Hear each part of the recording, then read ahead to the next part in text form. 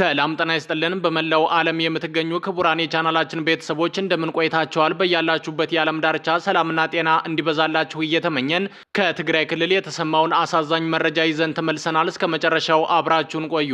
ይህንን ቪዲዮ ላይክ በማድረግና ለቻናላችን አዲስ ከሆናችሁ ደግሞ ቻናላችንን ሰብስክራይብ እያደረጋችሁ የቻናላችን ቤተሰብ በመሆን እስከ ቪዲዮ ፍጻሜ አብራችሁን ቆዩ። በትግራይ ክልል የህወሓት ኃይሎች እያደረጉት ያለውን አስገዳጅ ወታደራዊ አፈሳ ተከትሎ የክልሉ ወጣቶች አካባቢውን ለቀው ወደ ተለያዩ አካባቢዎች እየተሰደዱ መሆናቸውን ተናገሩ።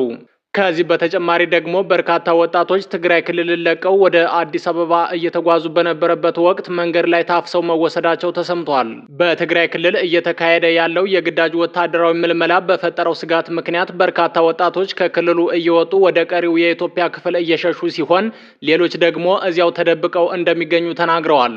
በክልሉ ውስጥ በስፋት እየተካሄደ ባለው የግዳጅ ወታደራዊ ምልመላ የተነሳ እንቅስቃሴዎች የተስተጓጎሉ መሆናቸውን የሚናገሩት ነዋሪዎች ፍርሃት መንገሱን ገልጸዋል።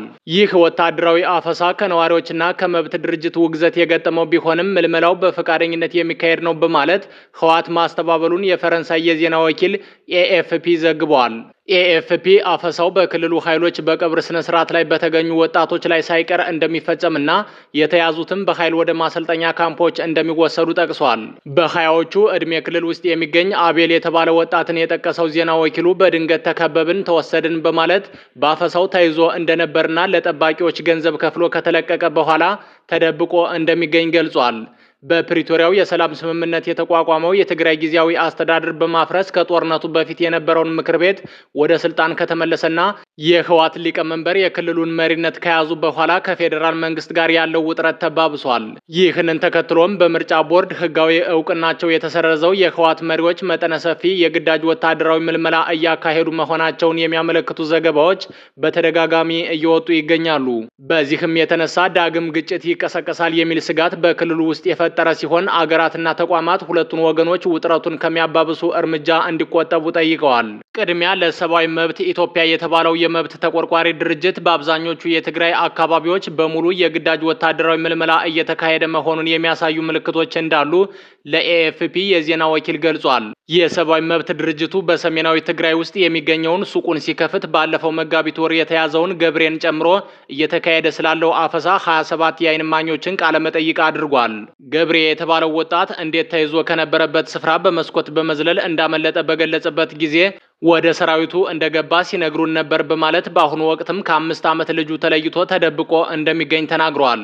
በሌላ በኩል ደግሞ ወደ አዲስ አበባ ሸሽቶ የሄደው የ36 ዓመቱ ክንፈ ደግሞ በትግራይ ውስጥ የግዳጅ ወታደራዊ ምልመላ አዲስ ነገር ሳይሆን ቀድሞም የነበረ መሆኑን ገልጿል። በቅርቡ በተካሄደው ጦርነት ወቅትም የህወሓት አባላት ቤት ለቤት በመሄድ እያንዳንዱ ቤተሰብ ቢያንስ አንድ ልጅ ለውትድርና መስጠት አለመስጠቱን እንደሚያጣሩና ካልሆነ ግን ቤተሰቦቻቸው እንዲሰለፉ እንደሚያስገድዱ አስታውሷል። በአሁኑ ወቅት እየተካሄደ ባለው አፈሳም የህወሓት ኃይሎች መንገዶችን በመዝጋት ወጣቶችን መውጫ አሳጥተው በመያዝ ወደ አንድ ቦታ አሰባስበው ወደ ማሰልጠኛ ካምፕ እንደሚወስዷቸውም ምስክሮች ይናገራሉ። በሌላ በኩል ደግሞ አፈሳውን በመሸሽ አዲስ አበባ ውስጥ በችግር የሚኖረው አለም የተባለው ግለሰብ እንደሚለው እሱ ይኖርበት በነበረው አካባቢ አፈሳው የተጀመረው ከ1 ወር በፊት ገደማ ጀምሮ ነው ብሏል። መጀመሪያ ላይ የተወሰኑ ሰዎች ላይ በማተኮር የሚካሄድ ይመስል ነበር። ቀስ በቀስ ግን ሁሉንም ወጣቶች የሚመለከት ሆነ በማለት አለም ተናግሯል። በትግራይ በስፋት እየተካሄደ ያለው ወታደራዊ ምልመላ በአብዛኛው በፈቃደኝነት ላይ ብቻ ተመስርቶ የሚካሄድ መሆኑን የህወሓት ምክትል ሊቀመንበር አቶ አማኑኤል አሰፋ ለኤኤፍፒ ተናግረው ነበር። ነገር ግን ሁሉም የትግራይ ተወላጅ ግዛቱን ከህልውና ስጋት መከላከል ስላለበት ልዩ ሁኔታዎች አሉ በማለት የግዳጅ ምልመላው እንዳለ በተዘዋዋሪ ገልጸዋል።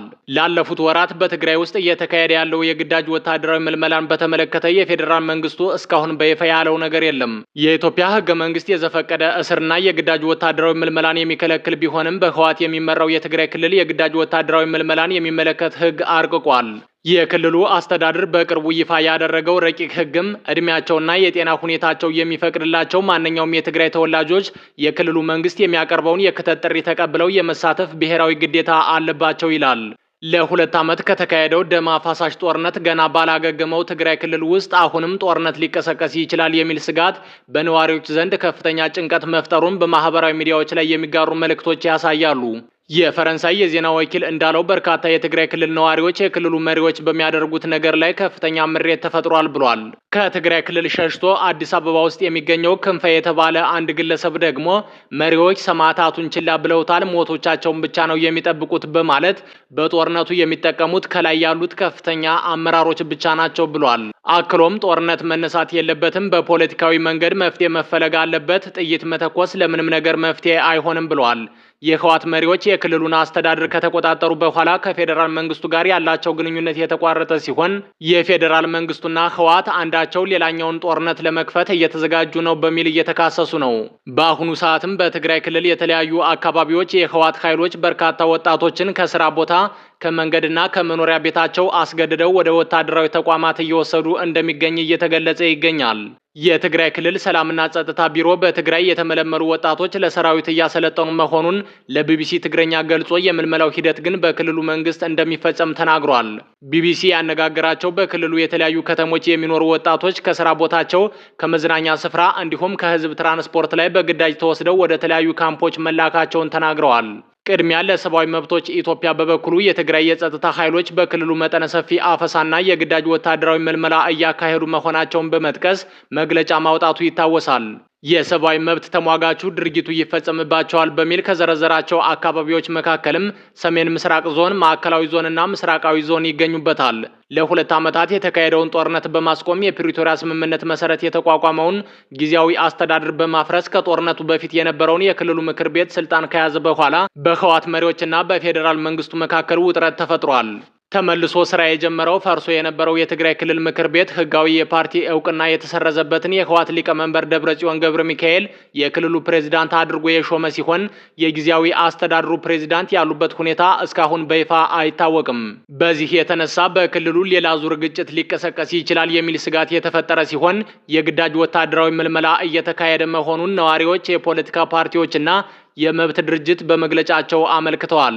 በተጨማሪም በደብረ ጽዮን የሚመራው የክልሉ መንግስት በቅርቡ ይፋ ባደረገው ረቂቅ ህግም እድሜያቸውና የጤና ሁኔታቸው የሚፈቅድላቸው ማንኛውም የትግራይ ክልል ተወላጆች የክልሉ መንግስት የሚያቀርበውን የክተት ጥሪ ተቀብለው የመሳተፍ ብሔራዊ ግዴታ እንዳለባቸው ይደነግጋል።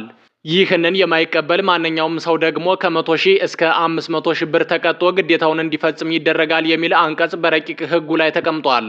የትግራይ ተቃዋሚ ፓርቲዎች ህወሓት በበኩሉ የግዳጅ ወታደራዊ ምልመላ እያደረገ መሆኑን በመግለጽ መግለጫዎችን አውጥተዋል። አረና ትግራይ እንዲሁም ስምረት ፓርቲ ህወሓት የቀድሞ ተዋጊዎችን፣ ሚሊሻዎችንና የትግራይ ወጣቶችን በግዳጅ ለወታደራዊ ስልጠና በመመልመል በማፈስ ወዳልታወቁ ካምፖች እየወሰደ ነው ሲሉ ባወጡት መግለጫ ከሰዋል። ክቡራን አድማጮች በዛሬው የመረጃ ሰዓታችን ወደ እናንተ ለማድረስ የያዝነው መረጃ ያደመጣችሁትን ይመስል ነበር። ቀጣይ ደግሞ በሌላ መረጃ ተመልሰን እስከምንገናኝ ድረስ በያላችሁበት የዓለም ዳርቻ ሰላም ሁኑ እያልን ለዛሬ እዚህ ላይ አበቃን። መልካም ቀን ተመኘን።